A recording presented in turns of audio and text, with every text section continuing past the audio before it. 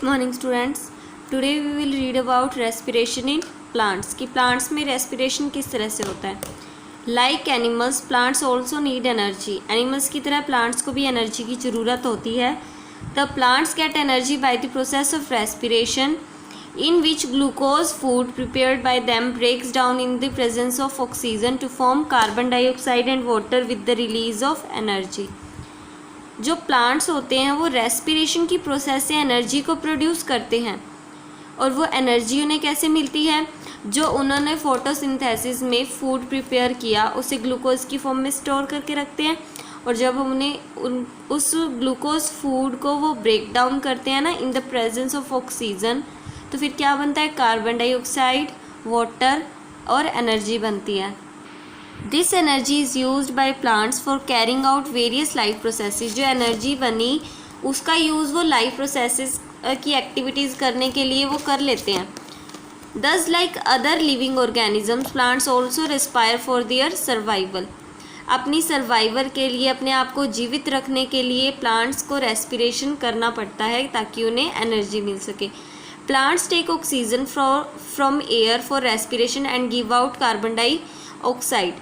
Plant जो oxygen उन्हें चाहिए होती है रेस्पिरेशन करने के लिए, वो ऑक्सीजन को एयर से लेते हैं वो, और कार्बन डाइऑक्साइड को बाहर छोड़ देते हैं। So just like animals respiration in plants also involves the exchange of gases oxygen and carbon dioxide. बाकी एनिमल्स की तरह प्लांट्स में भी रेस्पिरेशन की जब प्रोसेस होती है तो गैसेस का एक्सचेंज होता है, ऑक्सीजन को लिया जाता है और कार्बन डाइऑक्साइड को बाहर निकाल दिया जाता है।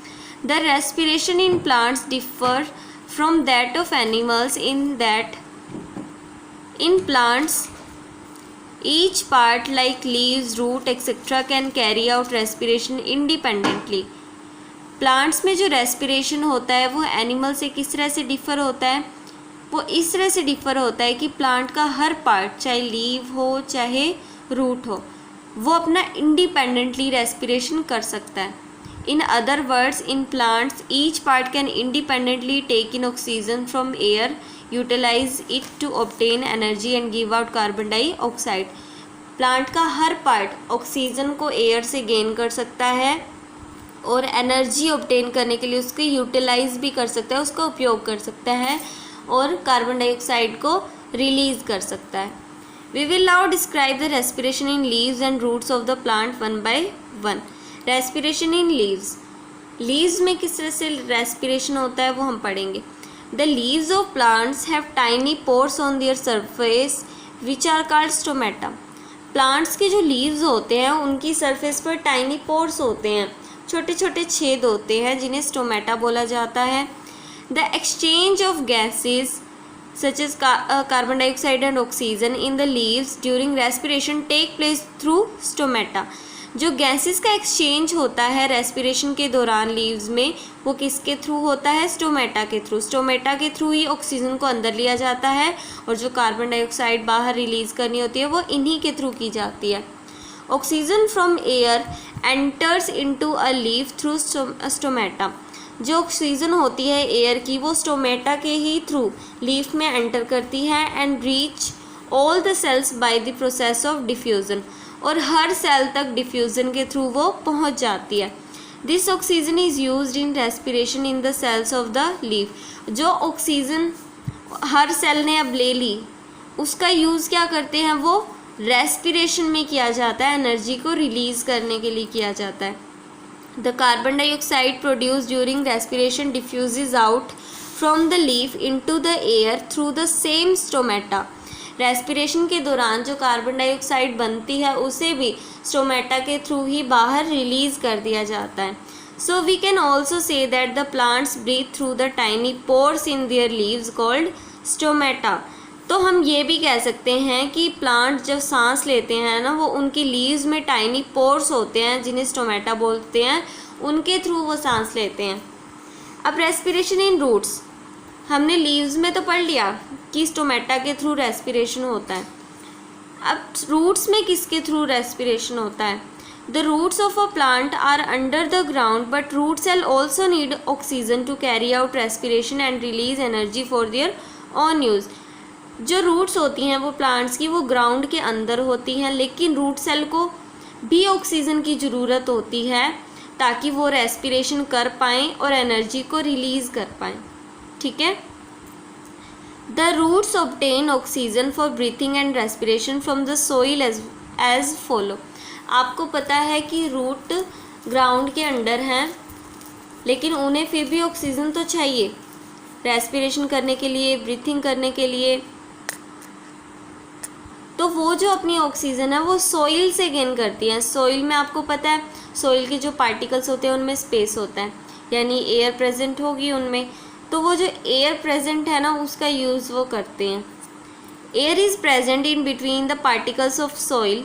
The roots of a plant take up air from the spaces between the soil particles. आपको पता है सॉइल पार्टिकल्स के बीच में स्पेस होता है और वहाँ पर एयर होगी, उसी एयर का वो यूज़ करते हैं ऑक्सीजन को गेन करने के लिए। Actually the roots of a plant have a very large number of tiny hair on them. आपको पता है कि जो प्लांट्स की रूट्स होती है, जड़ें होती हैं, उनके ऊपर large number of tiny hair होते हैं, छोटे छोटे बाल होते हैं। जैसे ये रूट है, जड़ है, तो ये टाइनी हेयर है जिन्हें रूट हेयर बोला जाता है। The root hair are in contact with the air in the soil particles. ये जो रूट हेयर होते हैं ना, ये सॉइल में जो एयर है उसके कॉन्टैक्ट में होती हैं। Oxygen from air in soil, air in the soil particles, oxygen from air in the soil particles diffuses into root hair and reach all the cells of the root where it is utilized in respiration।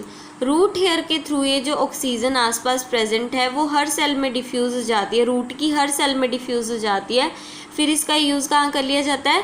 Respiration में कर लिया जाता है। और जो carbon dioxide produce होती है respiration के दौरान वो भी इन्हीं रूट हेयर के थ्रू ही बाहर छोड़ दी जाती है। Carbon dioxide produced in the cells of root during respiration goes out through the same root hair by the process of diffusion। जो कार्बन डाइऑक्साइड प्रोड्यूस होती है वो इन्हीं रूट हेयर्स की थ्रू ही एनवायरनमेंट में रिलीज़ कर दी जाती है या फिर सॉइल में रिलीज़ कर दी जाती है। The respiration in roots occur by the exchange of gases oxygen and carbon dioxide through the root hair. तो हम कह सकते हैं कि रूट्स में जो रेस्पिरेशन होता है उनमें जो गैसों का एक्सचेंज होता है ऑक्सीजन और कार्बन डाइऑक्साइड का, वो किसके थ्रू होता है? रूट हेयर के थ्रू होता है। If a potted plant is over watered for a long time then the plant may ultimately die. अगर कोई मिट्टी में लगा हुआ प्लांट है, लेट सपोज कोई गमला है, अगर आप उसे ओवर वाटर्ड कर दोगे, पूरा पानी से भर दोगे लंबे समय के लिए, तो वो प्लांट अल्टीमेटली डाई, मर जाएगा। क्योंकि अब देखो सॉइल में पानी पानी हो जाएगा, एयर तो बचेगी नहीं, तो रूट्स को फिर एयर नहीं मिलेगी तो वो रेस्पिरेशन नहीं कर पाएंगे, जिसके कारण क्या होगा? प्लांट अल्टीमेटली मर जाएगा। This is because too much water expels all the air from in between the soil particles. आपको पता है अगर पानी पानी हुआ तो सॉइल पार्टिकल्स के बीच की एयर को वो एक्सपेल कर देगा, बाहर फेंक देगा। Due to this oxygen is not available to the roots for aerobic respiration, जिसके कारण ऑक्सीजन अब अवेलेबल नहीं रहेगी रूट्स के लिए एरोबिक रेस्पिरेशन करने के लिए। Under these condition the roots of plant respire anaerobically producing alcohol. अगर ये ऑक्सीजन ही अवेलेबल नहीं है एरोबिक रेस्पिरेशन करने के लिए तो रूट्स को क्या करना पड़ेगा? एनारोबिक रेस्पिरेशन करना पड़ेगा ना, ऑक्सीजन की एब्सेंस में भी रेस्पिरेशन करना पड़ेगा। अब आपको पता है एनारोबिक रेस्पिरेशन में क्या प्रोड्यूस होता है? अल्कोहल। तो अगर इन्होंने एनारोबिक रेस्पिरेशन किया तो अल्कोहल प्रोड्यूस होगा। दिस में किल द प्लांट। ये जो अल्कोहल है ना वही उस प्लांट को मार सकता है। Please note that plants carry out photosynthesis only during the day time when the sunlight is available. आपको पता है प्लांट्स में फोटोसिंथेसिस सिर्फ दिन के टाइम होता है क्योंकि उसी टाइम सनलाइट्स अवेलेबल होती हैं, रात के टाइम फोटोसिंथेसिस नहीं होता। लेकिन जो रेस्पिरेशन की प्रोसेस है, एनर्जी ऑब्टेन करने की जो प्रोसेस है, वो दिन के टाइम भी वैसे ही चलती है और रात के टाइम भी वैसे ही चलती है। अब आपको एक सैम्पल प्रॉब्लम दी गई है। 3 test tubes are taken. 3 test tube ली गई हैं लेबल्ड ABC, जिनके ऊपर नेम लिखा गया है ABC test tube. Each test tube is half filled with water. हर टेस्ट ट्यूब आधी आधी पानी से भरी हुई हैं।